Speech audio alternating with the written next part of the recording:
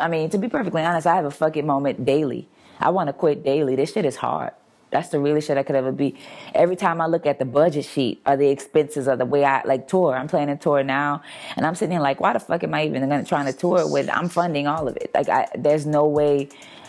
Basically, I would make no money, but I like to do it because I enjoy, you know, being with the fans, and I love the stage. It's my favorite place to be is the stage.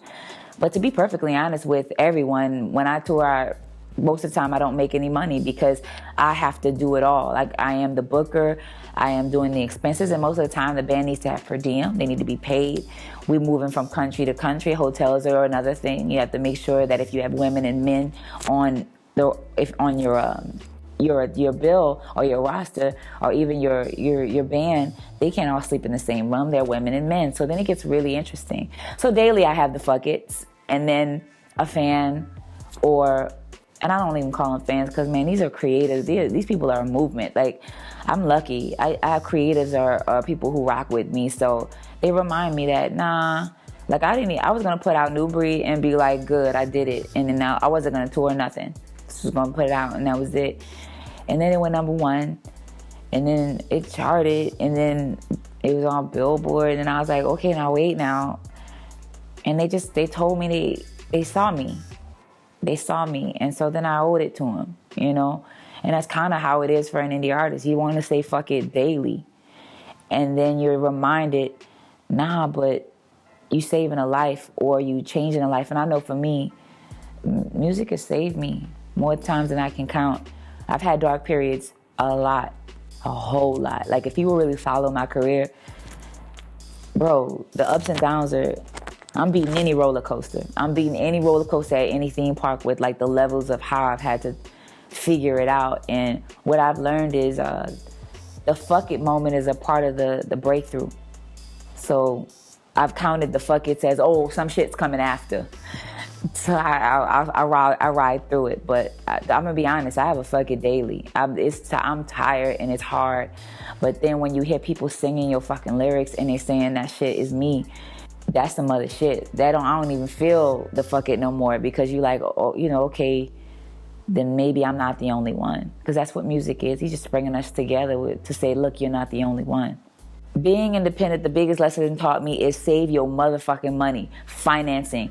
Realest shit ever. Like, I'm for real. I ain't even trying to be, because motherfuckers be like, you intense. I'm not intense. Every minute counts for me. I don't have the ability to have fun, right? Most artists, I did this, right? When I was signed to a label, you have a team. They facilitate where you go. All you need to do is hit your mark. They work for their jobs, and you do yours. Indie, it does not work that way. From the moment you come into the room, you don't even have the ability to deal with your art because you're dealing with all the business before you even get to do your art. So sometimes your art can be compromised because you're spending so much time doing the business. What I learned, the first thing that I did was I fucking got 4 books in finance and learned how to figure out how to budget. Because the only way you survive in this shit is you got to figure out how to finance your money to be able to do what you want to do. No one cares if we're indie or have a label. I remember I came out and I was telling everybody I'm indie. No one gave a fuck. Like, I cared. No one else cared.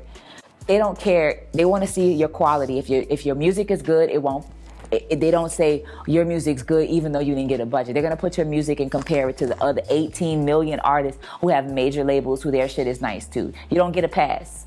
You got to deliver regardless, and you have to do it consistently. So make sure that you fucking figure out how to deal with your money. Because if you know how to figure out your money, you can figure out what to allocate your cost to put the best project forward so that you can have this shit for a long period of time. Longevity is key. You'll go broke, and then you'll be devastated before you even got a chance to get off your feet. And this is a greedy market, right? Now, music is fast. You put out a record, and the next 2 days, they want another record. If you don't have a major label or any big money, you don't make money off videos. So if you do 3-4 videos and they cost $6,500 each, what money did you make off that? So you got to be smart about the way in which you see your vision and how you want to allocate it. I would tell my younger self, if I could see my younger self, bitch, you need to be way wilder. I was so conservative. I was so, I would have wished I was just a little bit like, my younger self knew who she was, but everybody kept telling me who the fuck I was supposed to be. that it stopped me from being as free as the fuck I really wanted to be. I would tell my younger self, nah, bitch, go. Wreak havoc on the world and don't look back. Be the true Leo that you are and say fuck everybody. Just run with middle fingers and just run butt ass naked and go. That's what I would tell them. Just go, baby. Trust all of it.